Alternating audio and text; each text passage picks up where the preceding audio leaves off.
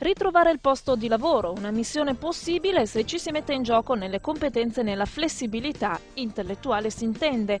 Grazie ad una sinergia tra sindacati, agenzie di lavoro e centri per l'impiego, la riqualificazione professionale, soprattutto per chi perde lavoro e non è più giovane, sembra dare frutti concreti.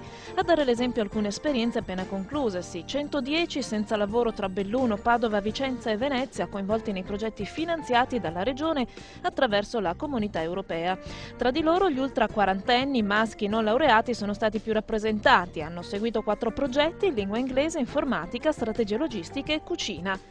Incoraggianti risultati dal momento che circa il 71% dei partecipanti ai corsi alla fine della riqualificazione ha trovato un lavoro, sebbene solo in un caso su 2 questo si sia rivelato un'occupazione nuova e stabile. Una sorpresa anche il settore di ricollocamento, che è quello metalmeccanico, che evidentemente, nonostante la forte penalizzazione economica degli ultimi 2 anni, risulta ancora essere il comparto maggiormente ricettivo in termini di occupazione sul territorio veneto.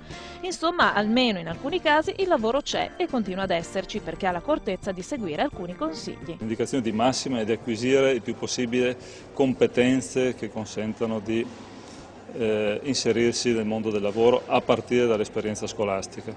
L'altro consiglio è quello ovviamente di rivolgersi alla rete di servizi per l'orientamento che è diffusa sul territorio, sia nel contesto della scuola e della formazione professionale, sia nei centri per l'impiego o presso i soggetti accreditati per i servizi al lavoro.